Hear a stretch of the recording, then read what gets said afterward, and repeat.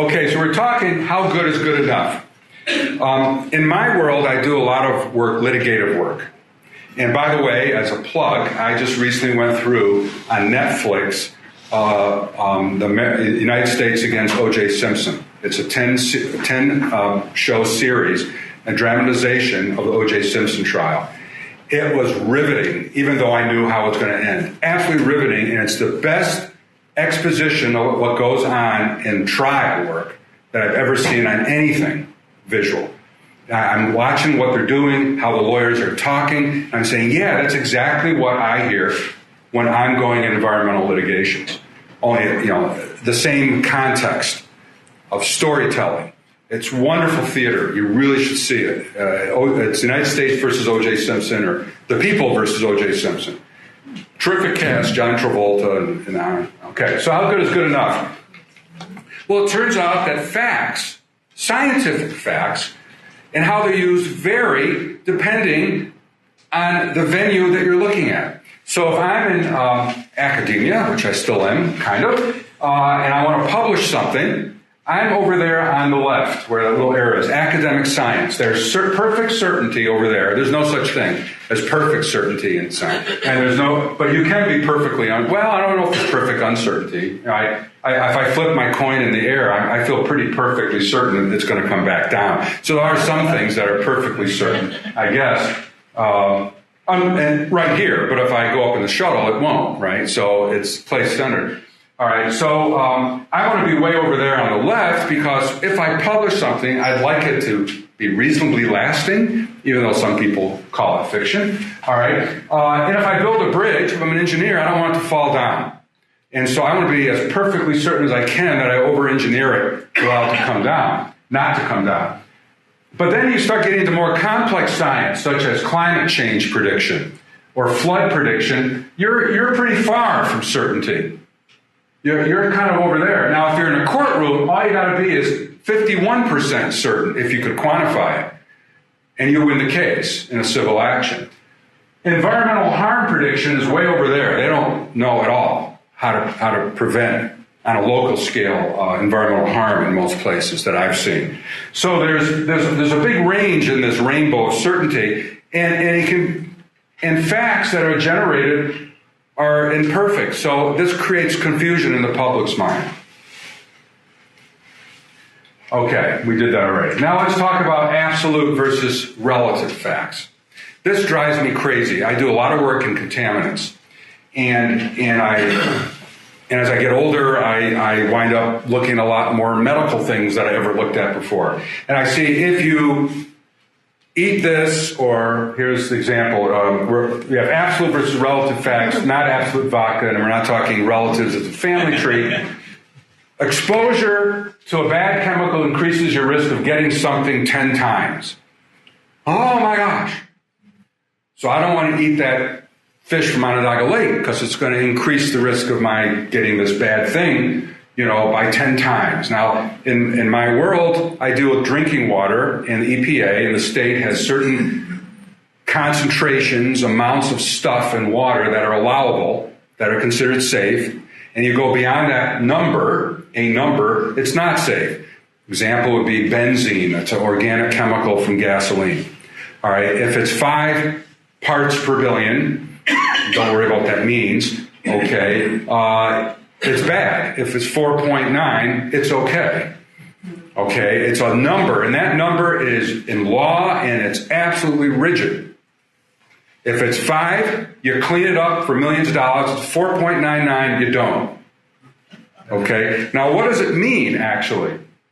People go, oh my God, I always ask the question, what was the risk before you drank the benzene to get whatever this thing might be? All you see is the relative risk, but how much is it increased by, but the doctors and the EPA, they never tell you what the risk was before you began, the absolute risk of getting it. So how big is a million anyway? Most people don't know. So I found this site that I thought was kind of cool, and it shows dots. I love this site.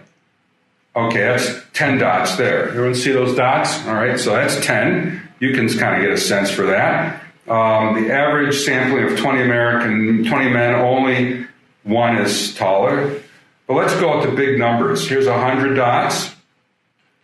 Okay, here is one out of 500, that's 580 people is a millionaire. There's a little red dot there, so you can get a sense of how big that is.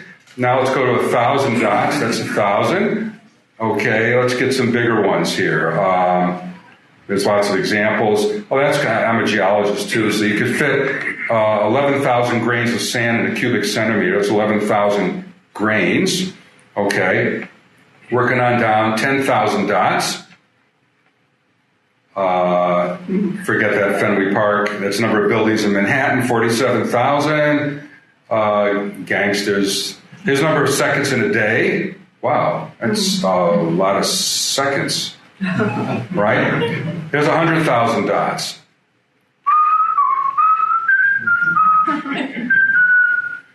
I won't go into abortion, stop that. No one likes pop-ups. I don't like pop-ups either. Let's go down to the million. 1 million. Good luck. See you at the bottom. Think about it. A chance in a million. It's worth going through this. Let me tell you a joke.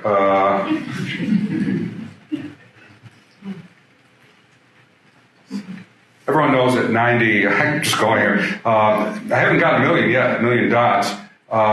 Everyone knows that 90 feet in baseball is from the pitcher's mound to the box. And so what's 18 feet in baseball?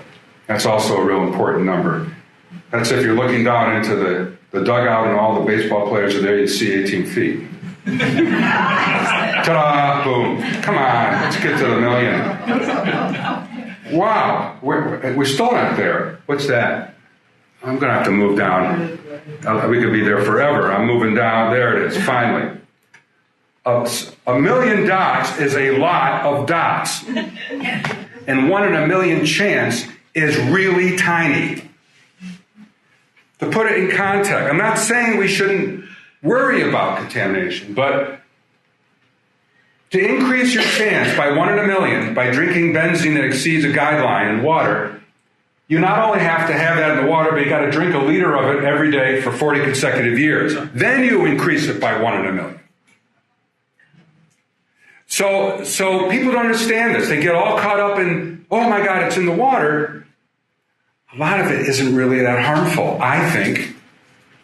Really? Put it in context with a kind of a sad kind of slide. I'm doing it for guys. I'm not doing it for women. You can do it. I went to the Cancer Institute. It turns out that out of 1 million men, 440,000 will get some kind of cancer in their lifetime. Not necessarily life-threatening.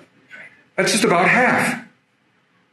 Of that, private parts will get a whole bunch. And so what if you add one more?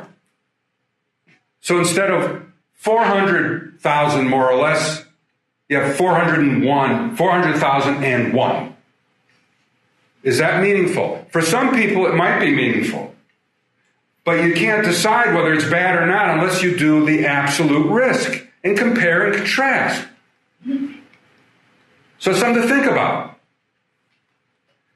Cause and effect. A lot of people say this thing happened and this is, the climate's warming, the oceans are warming, therefore there's a direct cause and effect for the hurricanes that we just saw.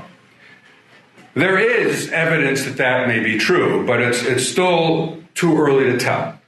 The physics would suggest it would happen. Here's some examples of cause and effect. People who died falling out of a wheelchair correlates with the cost of potato chips. Pretty good correlation. Here's another one. The total U.S. highway fatality rate versus the number of fresh lemons imported from Mexico in metric tons. So you want to really buy a lot of lemons and we will have less people dying craziness. So in order for cause and effect, there has to be science behind it. Let's talk about the climate change. Why would we possibly expect there to be a correlation between the intensity of hurricanes in the South Atlantic? Well, we know that the warmer the water of the ocean, the more intense physics tells us that those hurricanes should get, because they feed off of that warm surface water. And in fact, they cool the ocean by doing it. And Bryce Hand, who's in the audience, showed me a wonderful slide I couldn't find again, so you got to send it to me, which showed a hurricane going up, and behind it, they had the temperature of the ocean. There's a trail, literally a trail of cold water as wide as the hurricane following it. And so it's we know why. So it makes sense there should be a correlation, but we don't have enough data yet to actually show it. Okay? Another thing with risk, people don't understand a lot of it because you don't understand what the absolute nature is. So this is a very, very famous figure that's been published a gazillion times, and I went to the original paper, and that's what it looked like. So it was a number of years ago, 79 actually, but it hasn't changed really. And this is the statistical estimate of deaths per year, kind of morbid, versus the actual deaths. Or no, the statistical estimate versus people's estimate of death. And if any of the dots fall on that line, a straight line in the middle, means they got it right. So people got it right for the number of strokes that people have, heart disease, cancer, and so forth. But they got tornadoes and floods and botulism all wrong. People said there's a lot more that occur that actually really do. And so you just have a very bad understanding of risk. So when people suggest that something's bad, there's no context you could put it in, unless you spend a little time looking at it or talk to a math guy like that fellow there who can help you out.